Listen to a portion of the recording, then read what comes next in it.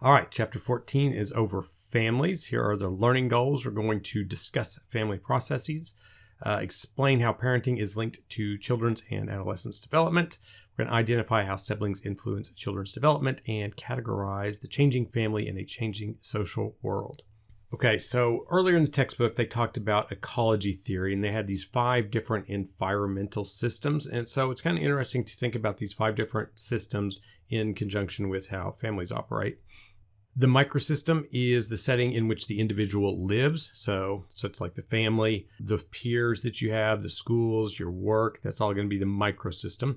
The mesosystem consists of links between microsystems, such as the connection between family processes and peer relationships.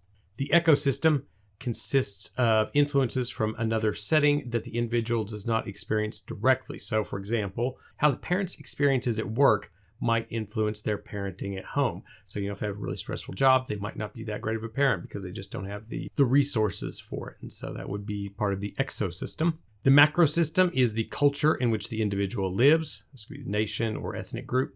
And then the chronosystem is the socio-historical circumstances, basically the time that you are born into.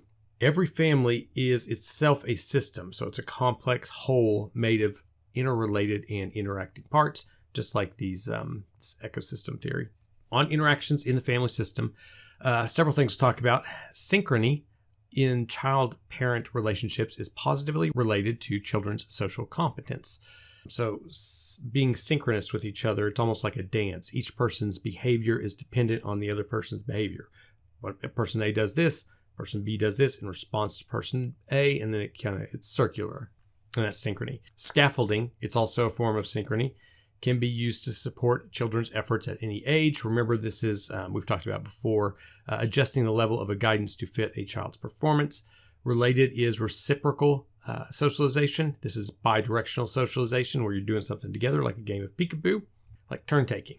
Peekaboo is great for that. You're working together. Kids that do this kind of stuff at home will do better in school because they know how to interact with another person. Here at this house, we've done versions of peekaboo for years, since the beginning. We did start recently. We upped our game a little bit, so now we're playing Candyland, and that's trying to get Leif to learn how to take turns. And it's also, there's a whole bunch of things, colors and all that kind of stuff that you're learning while you're doing that.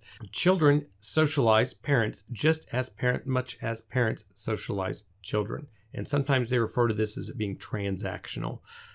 I'm not the only person that's ever said this, but having a kid makes me a nicer person.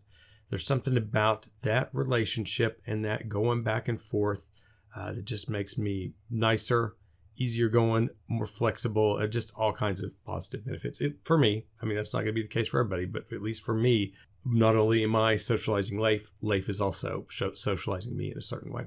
On a related note, a positive family climate involves not only effective parenting, but also a positive relationship between the parents. And we'll talk a little bit more towards the end of the chapter on this too.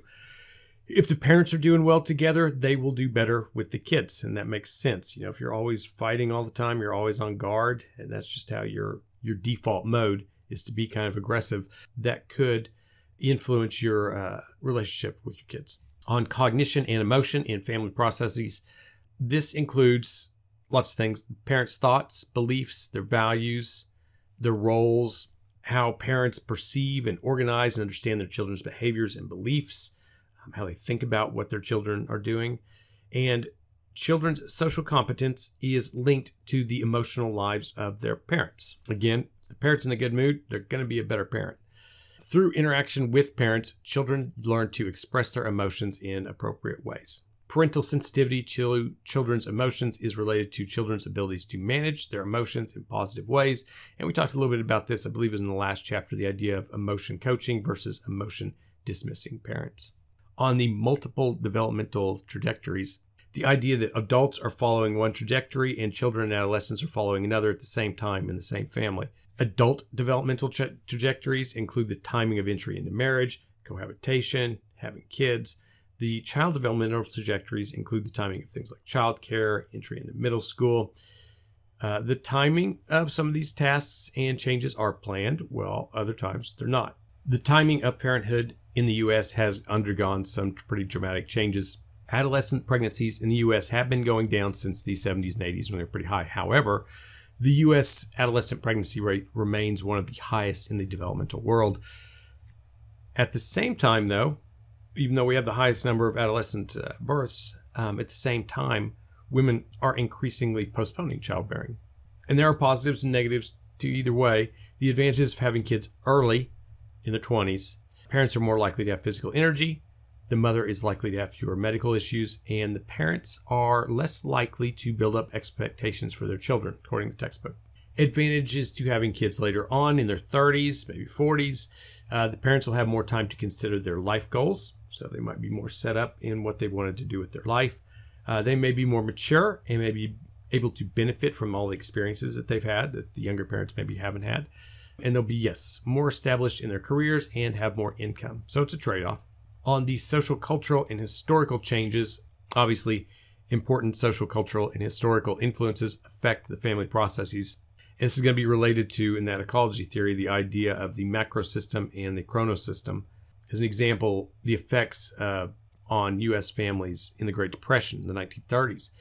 People didn't have money. They weren't happy. They weren't employed. So, shocker, a lot of them weren't that great of parents. You kind of have to be right with the world before you're going to be a good parent. And if your world is 1930s Great Depression, it's not going to be that great. There have been, obviously, over the past 100 years, lots of changes. Longevity of older adults, moving into more urban and suburban areas. Something we've talked about a million times, the wide uses of screens, so TVs, computers, the internet, an increase in family structural changes. So looking at it from that macro and chronosystems, I mean, can you imagine how different the world would have been 100 years ago if you were in the 1930s and the Great Depression?